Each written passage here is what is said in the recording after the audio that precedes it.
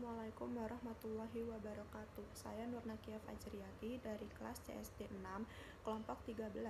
Di sini saya ingin menjelaskan materi tentang memahami model pendidikan ketokohan Indonesia, di mana pembahasannya yaitu yang pertama, tokoh pendidikan Kiai Haji Ahmad Dahlan, yang kedua, tokoh pendidikan Soekarno, yang ketiga, tokoh pendidikan Jenderal Sudirman, dan yang keempat yaitu tokoh pendidikan Kiai Haji A.R. Fachruddin.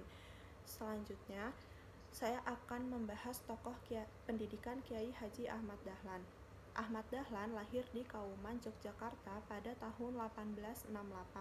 Nama kecil Ahmad Dahlan yaitu Muhammad Darwis. Beliau berpindah untuk mempelajari ilmu agama dari satu sekolah ke sekolah lainnya. Selanjutnya yaitu Ahmad Dahlan dan pembaharuan pendidikan. Pendidikan merupakan faktor utama yang menyebabkan bangsa Indonesia terpuruk dari sekian lama berada dalam penguasaan Belanda. Ahmad Dahlan sangat jeli dalam melihat situasi politik melawan Belanda secara konfrontatif dengan mengangkat senjata saat itu belumlah tepat.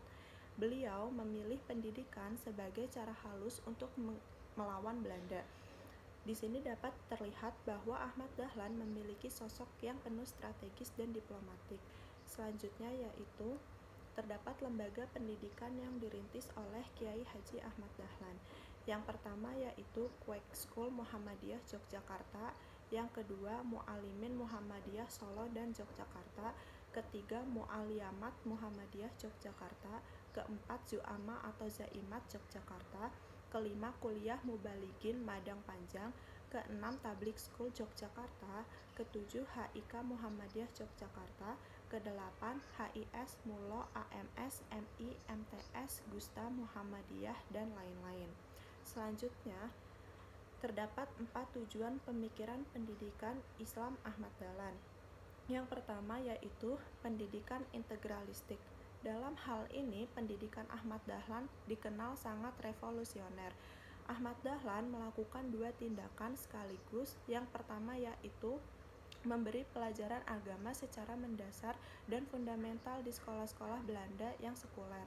Yang kedua yaitu mendirikan sekolah-sekolah sendiri di mana agama dan pengetahuan umum bersama-sama diajarkan. Yang kedua yaitu mengadopsi substansi dan metodologi pendidikan modern. Dalam hal ini terdapat 4 ide pokok pembaharuan pendidikan di Pondok Muhammadiyah. Yang pertama, sistem belajar mengajar weton dan sorogan dipadu dengan sistem klasikal modern. Kedua yaitu bahan ajaran tidak semata-mata agama, kitab-kitab karangan ulama pembaharuan juga dijadikan rujukan.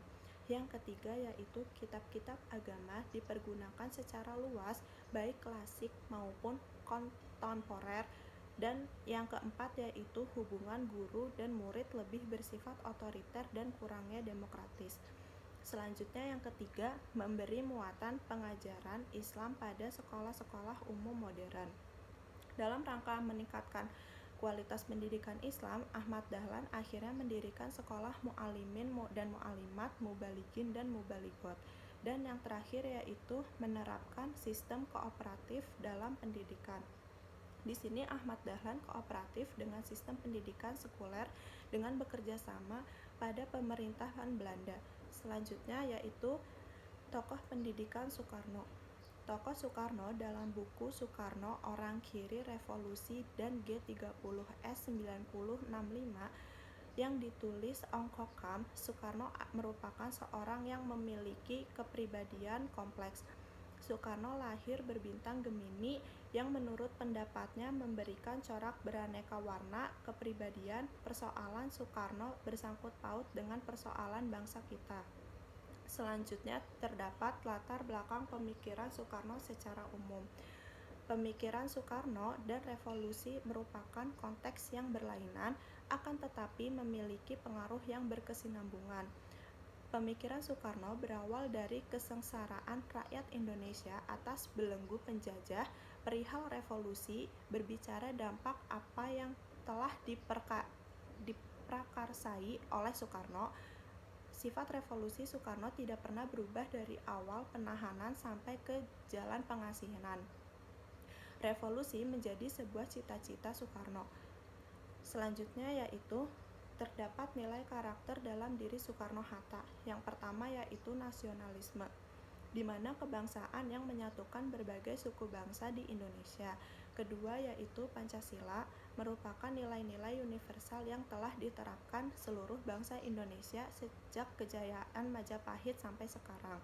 Yang ketiga yaitu Marhaenisme, yaitu merupakan ajaran khas Bung Karno yang melihat penindasan yang dilakukan oleh kaum burjuis. Dan yang terakhir yaitu anti-kolonialisme. Dalam melawan penjajah, Bung Karno tidak diragukan lewat Indonesia menggugat, Bung Karno memprotes Belanda. Selanjutnya yaitu tokoh pendidikan Jenderal Sudirman. Panglima Besar Jenderal Sudirman lahir pada tanggal 24 Januari 1916 di Purbalingga, Jawa Tengah. Sudirman lahir dari pasangan Karsid Kartowirodji dan Siem. Wajudi Jaja 2009 halaman 5. Namun sejak kecil Sudirman sudah diangkat anak oleh R. Djokro Soenarjo yang masih memiliki hubungan kerabat dari ibunya Siem. Selanjutnya yaitu kepemimpinan Jenderal Sudirman. Jenderal Sudirman dikenal sebagai guru yang tertib, disiplin, serta bertanggung jawab. Mengingat prestasi penampilan, wawasan, dan kepemimpinannya, maka Sudirman dipilih sebagai kepala sekolah di HIS Muhammadiyah. Sudirman menjadi kepala sekolah yang moderat, demokratis, serta akomodatif. Selanjutnya yaitu tokoh pendidikan Kiai Haji A.R. Fachruddin. Kiai Haji A.R. Fachruddin dilahirkan pada tanggal 14 Februari 1916 di Paku Alam, Yogyakarta. Ayahnya bernama Kiai Haji Fachruddin atau Kiai Imam Puro, seorang lurah naib atau penghulu dari Puro Paku Alam yang diangkat oleh kakek Sri Paduka Paku Alam 8 yang berasal dari Bleberan, Brosot, Galur, Kulon Progo. Ibunya bernama Maimunah binti Kiai Haji Idris Paku Alam atau yang akrab dipanggil Nyai Fachruddin. Kiai Haji A.R. Fachruddin dan saudara-saudaranya berjumlah 10 orang, diantaranya yang telah meninggal 2 orang waktu masih kecil. Selanjutnya yaitu pengaruh pemikiran Kiai Haji A.R. Fachruddin dalam perkembangan Muhammadiyah. Yang pertama yaitu Pancasila sebagai asas tunggal masa Kiai Haji A.R. Fachruddin pada tahun 1982. Merupakan ujian bagi gerakan Muhammadiyah termasuk ormas yang lainnya. Karena pada tahun itu diajukannya RUU tentang Rencana Undang-Undang Organisasi Kemasyarakatan yang mengandung pokok persoalan menjadikan Pancasila sebagai satu-satuan asas bagi seluruh organisasi kemasyarakatan. Yang kedua yaitu pengaruh Muhammadiyah terhadap RUU PN masa Kiai Haji A.R. Fachruddin pada tahun 1988, DPR mengajukan Rencana Undang-Undang tentang Pendidikan Nasional atau RUU PN. Selanjutnya yang ketiga yaitu dampak Pancasila sebagai asas tunggal terhadap sistem politik Muhammadiyah masa Kiai Haji A.R. Fachruddin sebagai sarana untuk memperlancar dakwah politik Muhammadiyah di era itu. Dan yang terakhir yaitu nilai-nilai dakwah kultural masa Kiai Haji A.R. Fachruddin. Dalam bidang ini, Kiai Haji A.R. Fachruddin adalah pelopor dari budaya dakwah kultural atau berdakwah dengan budaya di Muhammadiyah.